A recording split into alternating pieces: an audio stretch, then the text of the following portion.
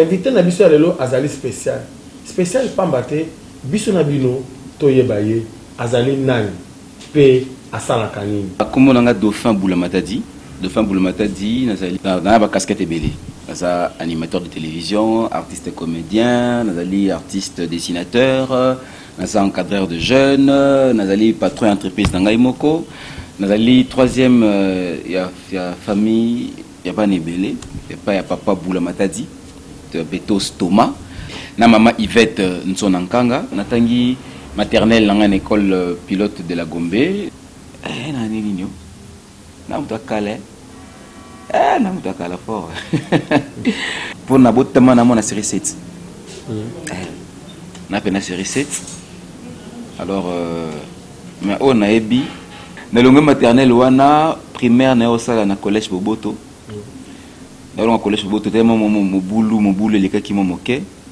Na collège Boboto na kota na Aigle Royal, complexe scolaire la ex Aigle Royal, na tanga na Aigle Royal. Na longue Aigle Royal na kota na Institut des Beaux-Arts. Parce que moi qui dessine, on a pu dominer ma caisse na kati na bomoui nangai. Et puis Institut des Beaux-Arts ti na Institut Lumumba. Pandeko balandi bolandi ndeko Dauphin alobi azali comédien, artiste comédien. Ayebisi biso ke azali na ba casquette ebele. Lelo ndeko Dauphin tozongi susu epai na yo soki okolimbola vraiment na ba balandi. Et sala ki ndenge ni pour lelo yo koma comédien. Pe obandaki yango ndenge ni. Bon, comédien, je peux dire, ils ont le cousin à Makila. Moni, le binôme de Kolonga, fiston, ça, c'est dans le bac. Tout à l'heure, Ina, na Iné. Dans l'Institut national des arts, on respecte la maca, c'est Missa Bartiste Belé. Na Iné, vous allez lire maman, Missa Bartiste Belé. L'artiste est peu le là. Donc, il y a un gars, vous allez dire, Yakubo Tamana, qui bon, na toi, qui va tout le monde, qui le la comédien. Ça veut dire, vous faites le beau tabou, aussi, c'est qu'il y a, vous avez imité Noko. Vous avez imité papa, vous avez imité maman, vous avez imité donc il y a là qui bon na kati libota ti kino na kokutana na bato ko ba Eric Ndala ba Deoka Songo Divo o ya bisinga ke non oza ko sala zali musala ko kolela mbongo comme ça ngo vraiment gagne pain et le ko o kolela ngo pena mbona kati na bo ya vie na yo ils abattent les bossos la senga ba vidéo ya ba Jamel de Bouz pour garder le temps na taille na mona mais le ko c'est très important et tant on a comme peu ko développer ba donc o nza matakati nanga ne ko mona pas ki comédie na pena donc imiter ba voix ko imiter ba mingonga na comme ça ko sangisa ngo siko parce que na souvent na ça là bon la vision nanga qui na se démarquer un peu des autres o ba wadinga ba sala kanga na ça peut être au-delà ya bango to ndenge mususu na bango po nga pena mimisa pe moi caché nanga ko. Ça fait combien de temps depuis obandi musala o? Mon salaire qui est comédien, il y a des pays qui boumouent, mais peu comme vraiment professionnel. En 2006. En 2006, vraiment, comme très professionnel. Comme pendant que c'est là, comme fête, na manifestation, na activité songolo, on a comme peu coller la moi les foot, moi les foot. Nga source d'inspiration, le bango. Il y a des artistes qui surtout se respectent parce que c'est la comédie. Ils allaient les vécus quotidiens. L'autre vivra. Tu s'inspires dans l'autre vivra. Vous comprenez? La comédie zanine. Comédie, ils allaient aux autres les solos mutu oyo asalango mabiti kasalango. Asalango nango. Mabiti kasalango. Yo tombe dans la comédie c'est qui si ah asalango pe solo ko. Vous comprenez? Tant on a un exemple par exemple le bageno, aussi différence entre la jeune fille à Poto et la jeune fille à Kinshasa. Vous comprenez? Jeune fille à Poto sur son téléphone. Allô, salut, bonjour, comment tu vas? D'accord, c'est Tatiana, je t'embrasse très fort, bisous. Alors, j'ai fini à Poto. Non, balobabongo. Ma fille n'a bisou bien au téléphone. Allô, Yanani? Elle a dit le balobabongo, mettons, on a qui a c'est qui? Donc, on s'inspire quand on a vécu quotidien. On est ils ont les canamukili, tout tambolaka, tout monaka, tout lobelaka. Comédien à s'inspirer en Elokwana. Mais tout en sachant bien entendu, au cause de la idole, tout le modèle na kati vie na yo oyo, o la meko ape ko la pe bango. Dauphin idole les années. Bon, bidole na Congo awa il y a deux personnes. Mars Kadiombo na comédie. Mars Kadiombo, Rock Bokabela Bodo. Bodo tango bana ko mbe kalapa ya na biso Paul Mukendi.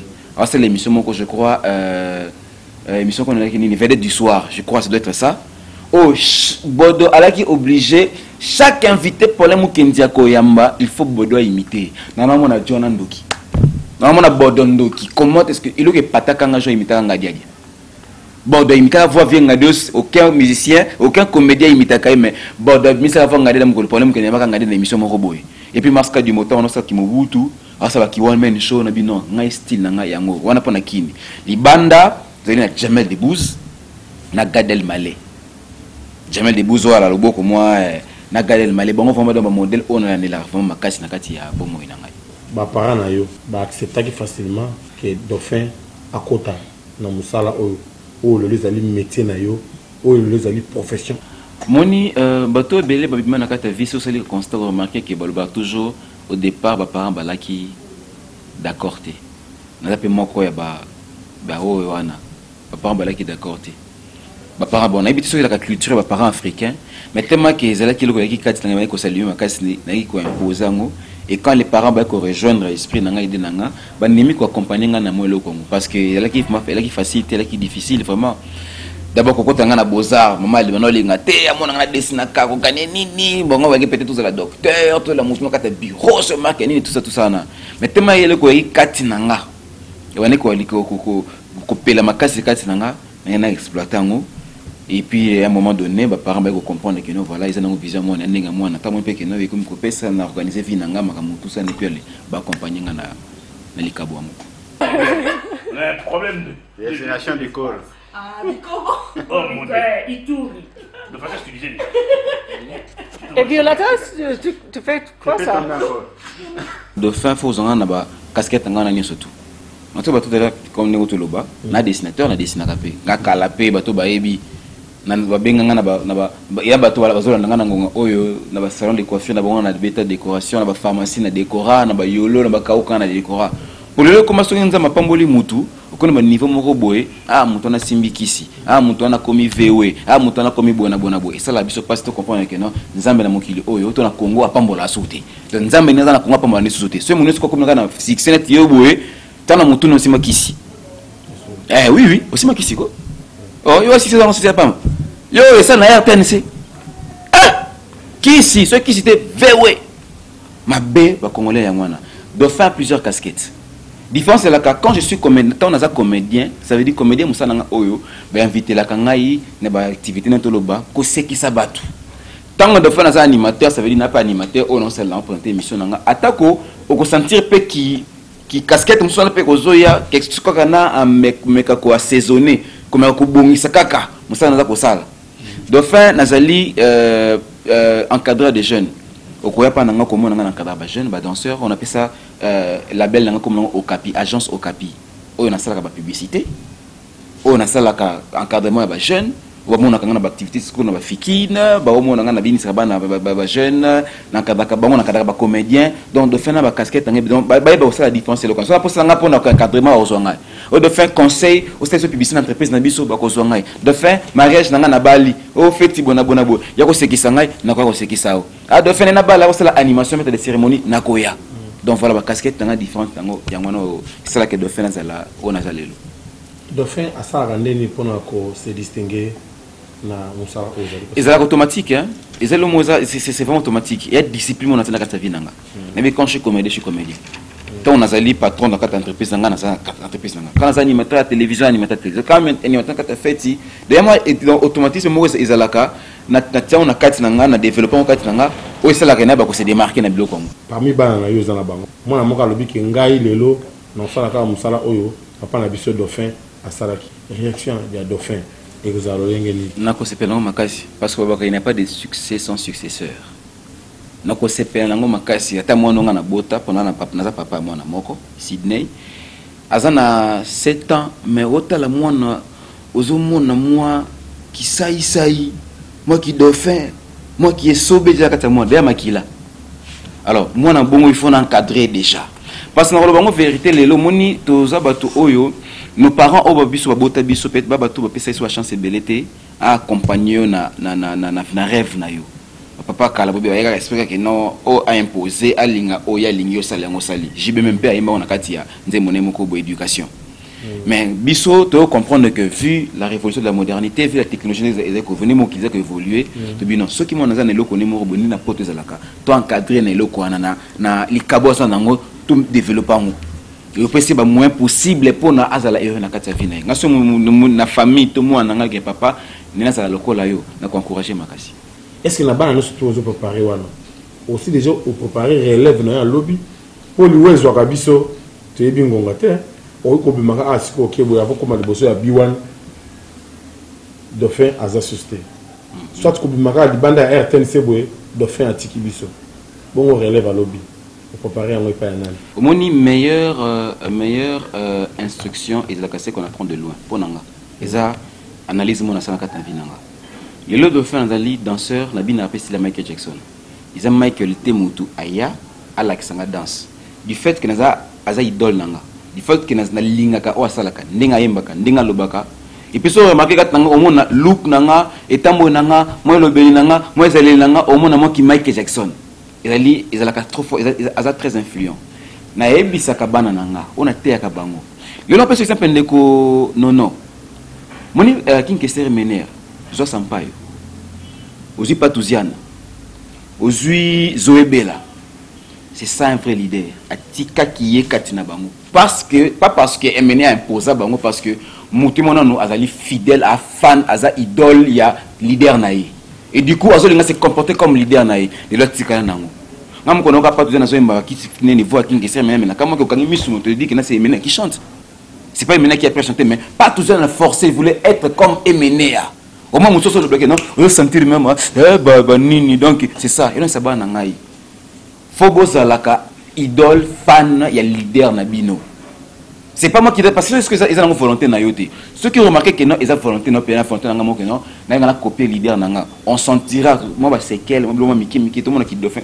Qui peut non c'est pas qui Dauphin, autant le quoi Dauphin, comme le quoi Dauphin. Et mutabon songa leader na remarquango, na ko foule na ko encadrer dans toutes les façons pour na kene liboso. Dauphin est arrivé peu déjà que Dauphin na ba spectacle.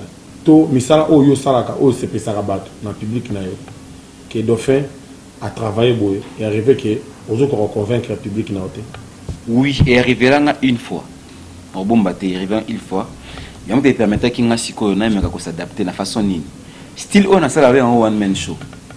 Na comment parce que na bango bon, na formation té. On est en train de dire que non, on est notre copain tout à l'heure là. Faut la de la moto. Ni na la kadiombo, ni na la ka Virok Bodo, ni la Jamel de Bouze na poto. Ça veut dire quoi? Les spectacles na sala souvent ça na minoko papaya. Na français pour nini? Pour nous ko atteindre moi couche moko ya batu. Oui ça appelle le na kati ya vinanga na kutina ba contaminer minena mindela sorte en mboka oyo to ya mokili oyo. Alors, et arrivé à la pubnateur na qui devant un public on a quoi gérer té. Dans mon public on comprend que non va désormais ezaki les sommes na so qui point nini? Ceux qui dans le public moi assez même on va blague assez. Sur le public moi VIP même on a blague à VIP. Il a une fois et puis il a comme une leçon pour nous. La relation nous avons na baninga na mususu ba comme.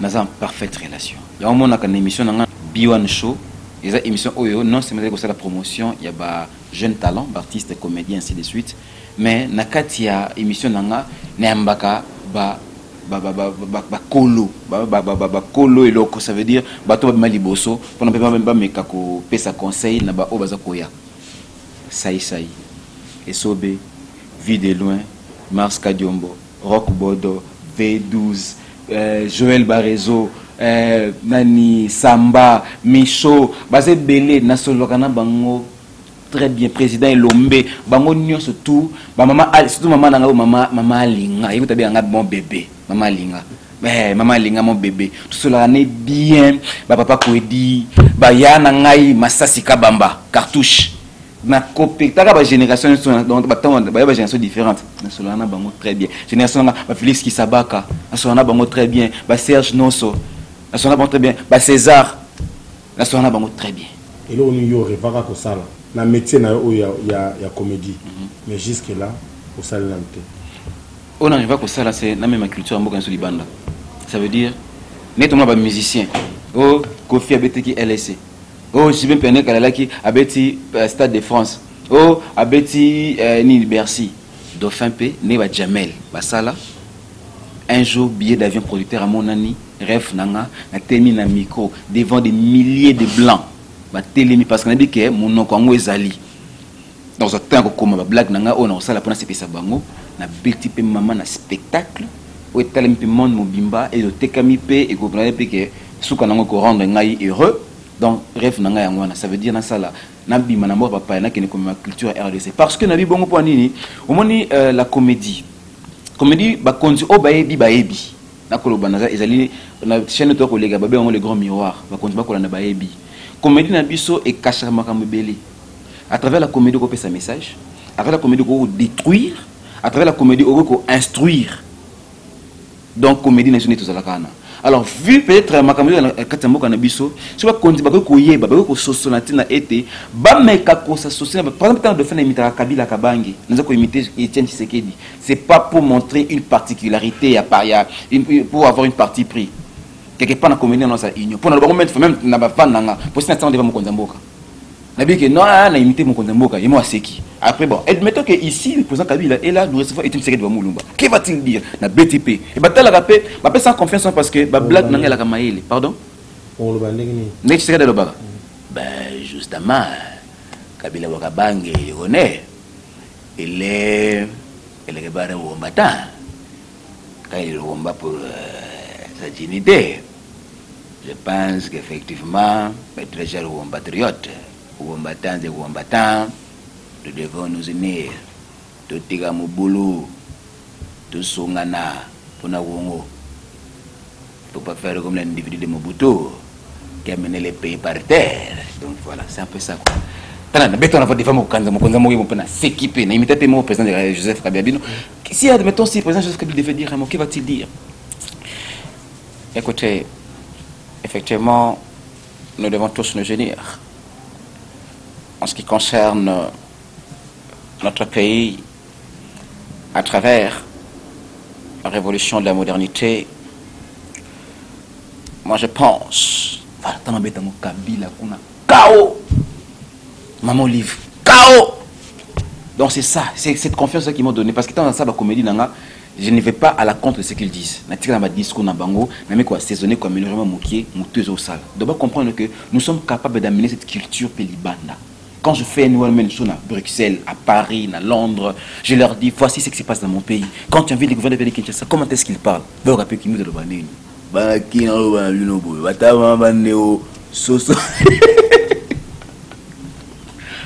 voilà, c'est un peu ça quoi.